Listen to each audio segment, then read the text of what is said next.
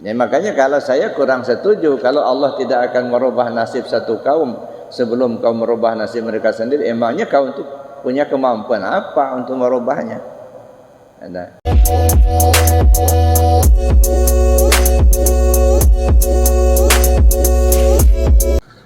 Pertama kita pahami dulu ayatnya. Innallaha la yughayyiru ma biqaumin hatta yughayyiru ma bi anfusihim. Sering kita terjemahkan, ini terjemahan yang kita baca di dalam terjemahan Departemen Agama dan yang berkembang di masyarakat, bahwa sesungguhnya Allah tidak akan merubah nasib satu kaum ya, sebelum kaum itu merubah nasib mereka sendiri. Kan begitu maksud saya. Pertama kita lihat dulu ma di sana apa maknanya nasib. Siapa yang memberi nasib itu? Ya. Innallaha la yughayyiru ma biqaumin.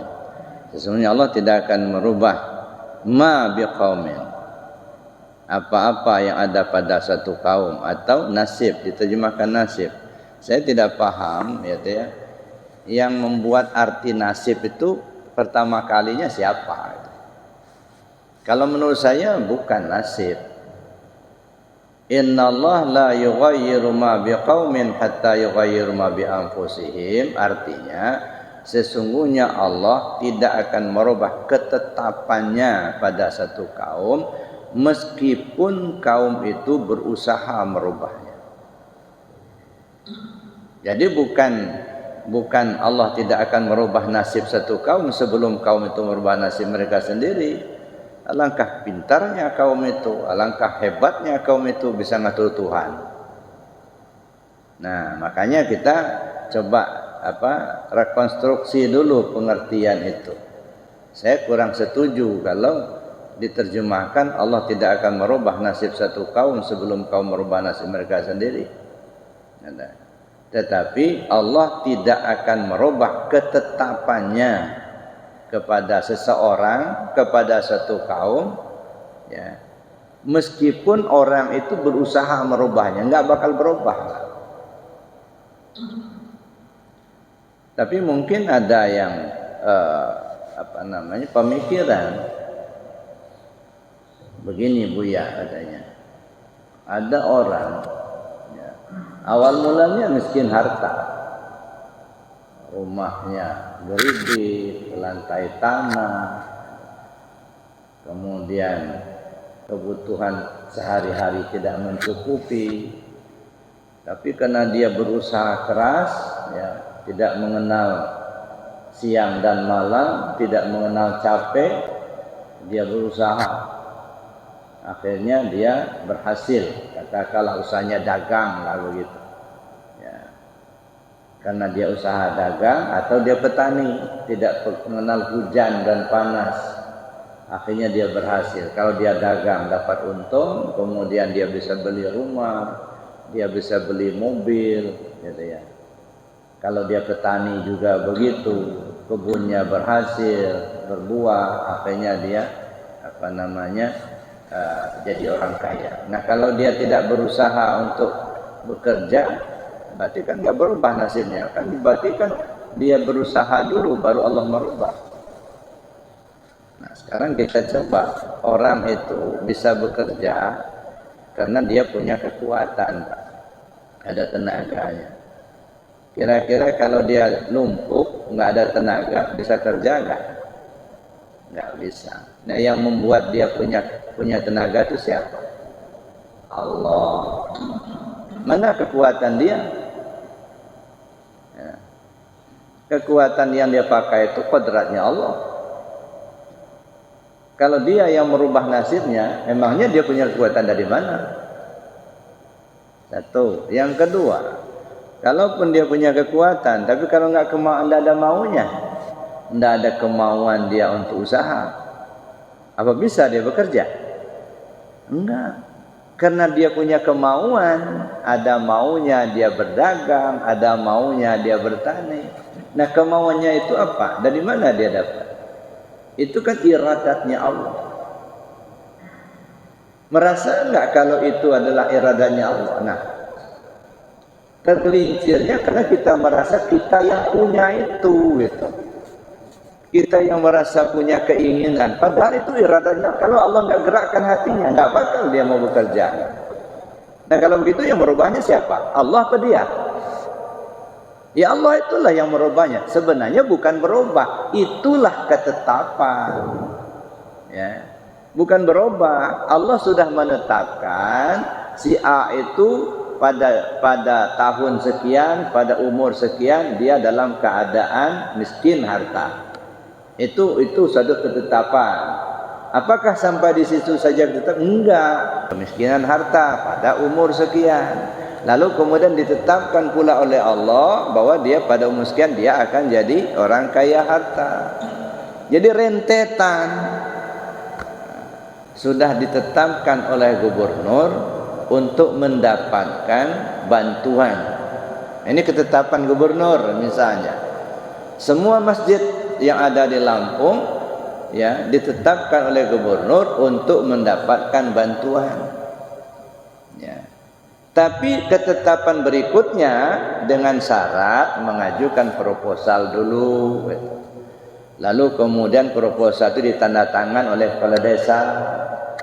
Proposal itu disertai dengan pengurus, nama-nama pengurus. Kemudian ditetapkan pula giliran siapa yang masuk, dia yang duluan.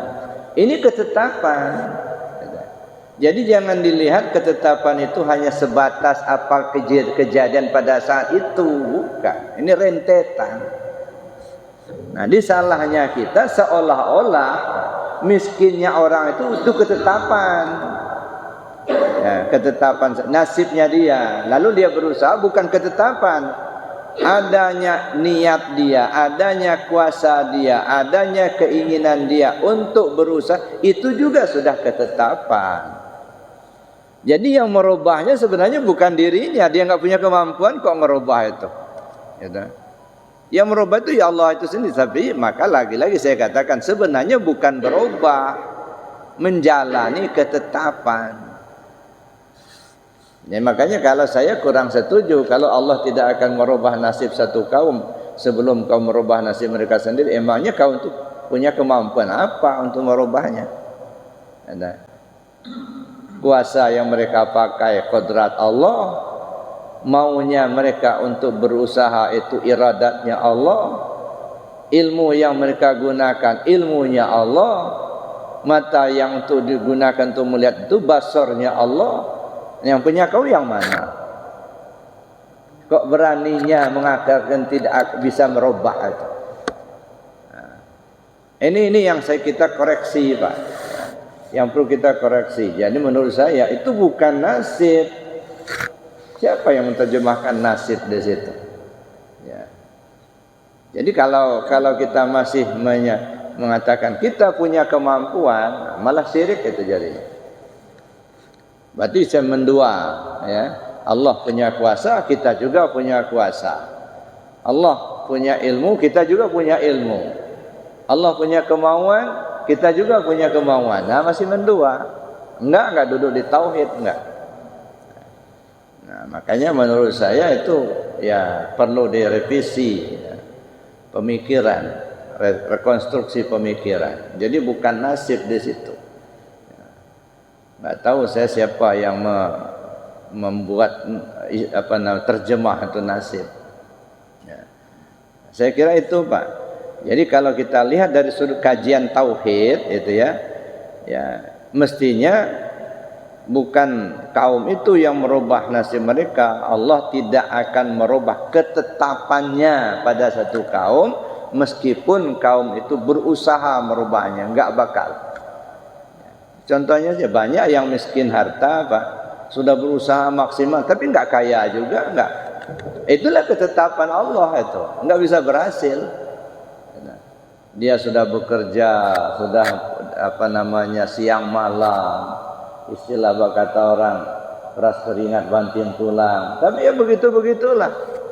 Ya. Tapi ada orang yang berusaha sesuai kemampuan, tapi dia berhasil. Nah itu jadi kondisi yang dia alami sampai berakhir itulah ketetapan. Jadi ketetapan satu keseluruhan atau rentetan. Jadi bukan pada hasilnya sementara yang ada. Saya kira itu Pak. Ya, jadi bukan nasib menurut saya. Ya, banyak orang yang sudah berusaha tapi nggak berhasil enggak. Contohnya pada waktu corona tempo hari itu. Ada yang ketat betul urusan prokes Pak. Ya, nggak pernah keluar rumah karena ada perintah stay at home, tinggal di rumah. Malah ngunci pintu, ada tamu datang nggak mau terima. Ya, paling keluar rumah itu waktu sholat Jumat. Sholat Jumat sendirian berangkat. Sampai di masjid jaraknya 1 meter pula, enggak pernah mau salaman sama orang. Salaman enggak mau, duduknya jarak 1 meter begitu. Enggak pernah mau ketemu orang. Kalau ada titipan, udah taruh di luar aja katanya. Pulang dari masjid ya, Jumatan, masuk rumah, langsung ke kamar mandi, langsung mandi, pakaian dicuci, Pak. Mati kena corona juga. Ini sudah ketetapan seperti itu. Itu yang menunjukkan betul bahwa apa yang Allah sudah tetapkan enggak bakal berubah walaupun berusaha merubahnya. Cuman kita sebagai hamba tentu ada usaha, namanya ikhtiar. Tapi ikhtiar hamba sesungguhnya tidak memberi bekas. Orang kaya bukan karena kuat usaha, bukan, tapi karena Allah beri rahmat sama yang bersangkutan. Orang miskin bukan karena dia tidak mau berusaha, enggak, tapi karena Allah belum memberikan rahmat untuk yang bersangkutan. Itu aja. Ya. Mungkin ada yang lain, silakan. Kalau menurut saya itu Pak. Jadi bukan nasib, ma itu bukan nasib. Ma di sana ketetapan. Sesuai dengan hadis, kalaupun berkumpul jin dan manusia dari awal dijadikan sampai hari kiamat untuk memberikan sesuatu yang bermanfaat untukmu, tidak akan terjadi kecuali sesuatu yang memang sudah Allah tetapkan untukmu. Begitu juga kalaupun berkumpul jin dan manusia dari awal dijadikan sampai kiamat untuk membinasakanmu, tidak akan terjadi kecuali sesuatu yang memang sudah Allah tetapkan untukmu. Duduklah kita di tauhid seperti itu. Jadi jangan lagi menganggap kita punya kuasa gitu. Kalau masih menganggap kita punya kuasa masih mendua, belum tauhid.